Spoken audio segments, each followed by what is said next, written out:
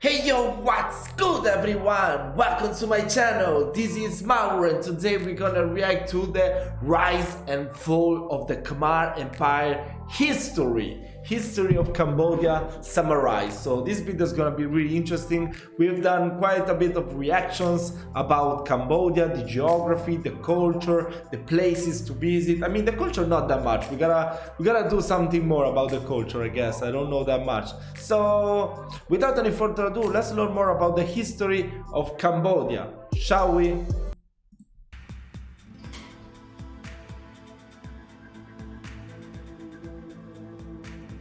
The fabulously wealthy and powerful Khmer Empire, also known as the Angkor Empire, was based out of the territory. I still need to find a great book to learn more about the Khmer Empire, which is now modern-day Cambodia. The Khmer, correctly pronounced Khmer, or Khmer in English, are an ancient people whose culture became heavily Indianized in the region's prehistory. The land they inhabited lay at the midpoint of the Meridian. Well, let's turn on the subtitles.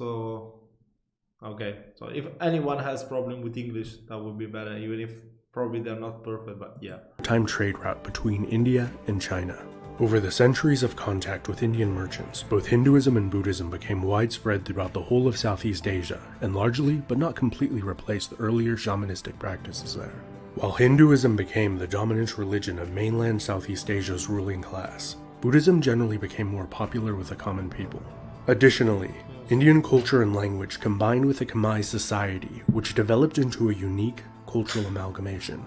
The first major state in the region was Funan, which was likely a loose confederation of city-states. Very little is known about the Funan, other than a few surviving inscriptions and a handful of mentions in Chinese records. According to the Chinese, one of the Funan's vassals was Chenla, a Khmer state. They overthrew the Funan and established themselves at the head of a new confederation of city-states. The Chenla Empire was prone to infighting and broke up into two competing factions the Chinese called the Land and the Water Chenla. Some modern scholars believe this is an overgeneralization and that the Chenla broke down into many more smaller factions that all competed and warred on each other. Whatever the case may be, the disunity among the Chenla, particularly the Water Chenla, made them easy prey. Pirates from the south took advantage of the situation and poured into the Mekong Delta, raiding, looting, and seizing control of cities. The two thalassocratic imperial powers of the south, the Shailendra dynasty of Java and the Srivijaya of Sumatra, both sought to impose their control over the Chenla. During this same period, it is believed the Cham people of the central south coast of what is now Vietnam also raided and occupied former Chenla territory. It was during this chaotic time that a minor lord, it was huge before, damn, began uniting the squabbling Khmer principalities under his authority. This enabled him to drive out all of the foreign invaders. In the year 802, he was proclaimed a god king, after an ancient Hindu ceremony was performed. Afterwards, all of the major and minor independent lords and chieftains fell in line and swore fealty to him. Although he was the first leader of a new empire, he took the name Jayavarman II. Jayavarman I had ruled more than a century beforehand, and was the last ruler of the unified Chenla Empire. The name Jayavarman harkened back to a more prosperous and powerful time, and the revival of past glory. Jayavarman II moved the capital city to a more defensible location in the north, further away from the open flatlands of the Mekong Delta. Jayavarman's successors expanded the kingdom to the north and west. They defeated and vassalized the predominantly Mon kingdoms of Lavo and Harapunchai after several campaigns. They also maintained hostile relations with the rapidly expanding Srivijayan Empire to their south. To combat the growing threat, the Khmer made an alliance with the Srivijayans' commercial competitor, the Chola dynasty of southern India. The Chola sent a massive fleet, which raided and plundered Srivijaya's major cities. After a peace treaty was negotiated, Srivijaya entered a long period of decline and infighting, which increased the Khmer Empire's commercial and political influence over the region. The Cham people of the Kingdom of Champa to the east were the empire's oldest foe, with whom they fought many wars, most of them being largely inconclusive. Usually Champa was victorious when they were invaded, and the Khmer were victorious when the Cham invaded them. There were a few exceptions when one side would plunder a major enemy city and carry off some loot, declaring victory afterwards, but little territory changed hands. In a rare example of the two cooperating, they collaborated with the Chinese Song Dynasty Empire to invade Dai Viet. After the Dai Viet defeated the Chinese, they changed their mind about the whole invasion thing and withdrew their forces. Their friendship was short-lived, and they soon resumed unsuccessfully invading each other. One of the remarkable aspects of the Khmer Empire is that from the early years of its formation as an empire, it was constantly plagued by palace intrigue, civil wars, and internal rebellions, many of them successful. But in despite of all the internal conflict, the empire appears to have been well run, its population grew rapidly, and the land was usually exceptionally prosperous. As the nobility played the Game of Thrones with each other, the ministers, scholars, and priestly bureaucracy actually ran the country. Consequently, their power, wealth, and influence steadily increased over the centuries. In the late 11th and early 12th century, the empire went into a short period of decline. As the nobility waged war on each other in the Cham as they liked to do, the western vassals stopped paying tribute. Surya Varman II got the nobility in line and reunited the empire. During his long reign, he launched multiple failed invasions of Dai Viet. He had successfully coerced the Champa into joining him on at least one of his invasions of Dai Viet. When they refused to join him on another invasion of Dai Viet, he invaded the Champa instead.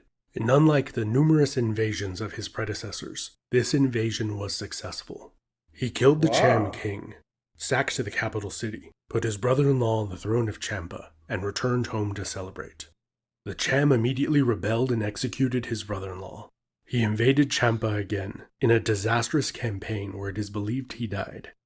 Surya Varman II probably wanted to be remembered as the man who destroyed the Champa, but instead, he is known as the man who built Angkor Wat, the largest religious structure in the world, dedicated to the Hindu god Vishnu. Throughout the history of the empire, the plain of Angkor hosted no fewer than 7 grand capital cities, each with a massive temple at the center. An intricately engineered network of canals used for irrigation and speedy travel connected all of these cities into one massive metropolitan zone. At its height, the combined super city is estimated to have had over 1 million inhabitants, making it the largest city in the world at the time. In the fascinating documentary, Angkor, Twilight of Civilizations, available on this video sponsor, CuriosityStream, the details of Angkor's construction and its mysterious demise are examined. If you happen to be spending more time at home these days, a great way to invest your time is with CuriosityStream, a streaming service hosting thousands of documentaries and non-fiction titles covering a wide variety of topics. The annual plan, which is less than $20 for a whole year of unlimited access, is really good value. So go to curiositystream.com/epi. That's so cool. And for my viewers, enter the promo code EPI during sign-up to get 30 days membership for free. During the reign of Surya Varman II's successors, the country was plunged into civil war. This enabled the Champa to enact revenge on their old foe. They defeated the Khmer and took their capital city of Angkor. Angkor was taken by a daring surprise attack. The Cham sailed a fleet up the Mekong River, across the Tonle Sap Lake, and up a smaller tributary river to the city. So the empire appeared to be on the brink of... So the Champa was the southern Vietnam, right? Dai Viet is the northern Vietnam. When Jayavarman VII united the squabbling Khmer factions and drove out the Cham, he later counterattacked and conquered the Cham, making them a vassal state for a time. During Jayavarman's reign, the empire drastically rebounded and experienced a short-lived golden age. His massive building program did not only include the typical temples and palaces, but over 100 hospitals were also built for the common people. Even though Jayavarman VII was a Buddhist, who widely promoted the religion throughout the empire, the Hindu priestly bureaucracy continued to increase their power, receiving lavish gifts from the nobility. The Champa regained their independence shortly after Jayavarman's reign. In the west, the Thai, a people who had previously migrated from the north, overthrew the Lavo, vassals of the Khmer, and established their own kingdom of Sukhothai. Shortly afterwards, a second hostile Thai state formed in the north, Lanna. 3 years later, in 1292, the Mongols invaded. After some moderate-scale border clashes, the Khmer decided to give them some gold, and they went away. In 1350, power in Sukhothai was usurped by the powerful city of Ayutthaya. Its first king married the Khmer emperor's daughter in the hopes of forming an alliance, which soon fell apart. Ayutthaya then launched a failed invasion of Angkor. The empire was too weak to hold on to the north. Consequently, The independent allied Lao kingdom of Lanzang was established as a buffer against attacks from the north. Lanzang had better success in halting Thai expansion and defeated them several times. During the last century of the Angkor Empire's existence, building projects ceased, and there are no surviving historical records from this period. The last two written mentions of their kingdom was in 1393. The Thai of Ayutthaya launched a successful campaign against the Khmer, and again in 1431. Sometime shortly afterwards, the city was abandoned and reclaimed by the jungle. Up until recently, it was thought that the Thai campaign of 1431 sacked the city, causing its abandonment. Archaeologists at the site have determined that there is no conclusive evidence of such an event having taken place. Increasingly, environmental factors, such as widespread deforestation, soil erosion, and particularly severe monsoon seasons, are believed to have likely played an influential, if not dominant, role in the abandonment of the city. The last Khmer emperor was also the first king of Cambodia. He led a demoralized band of refugees from a once mighty capital city to begin building a new capital city, only to have it destroyed by floods 3 years after its construction began. Envoys were sent to the Chinese Ming Emperor requesting aid, but none was received. The kingdom of Cambodia was a diminished remnant of its former self, but it survived. Its monarchy survived many invasions and occupations, until 1970, when the monarchy was overthrown by the military. A long, tragic, and violent period ensued, where a large portion of the country was slaughtered. After transitioning through many different governments, a constitutional monarchy was re-established in 1993. This has been Epimetheus. Thank you so much for watching. Wow, that was really nice. That was really nice, this video. I really enjoyed to watch this video. So if you have more videos that you want me to react to, maybe the Khmer Rouge or some other events that occurred in your country, let me know down below in the comments. I really like to learn more about history. I don't know that much about Asian history, so I would really appreciate it, guys, if you keep suggesting me nice videos to react to. So we're done with this one. I hope you all enjoyed it. Please leave a like, share it with your friends, and don't forget to subscribe to the channel and turn on the notifications. And I will see you next time.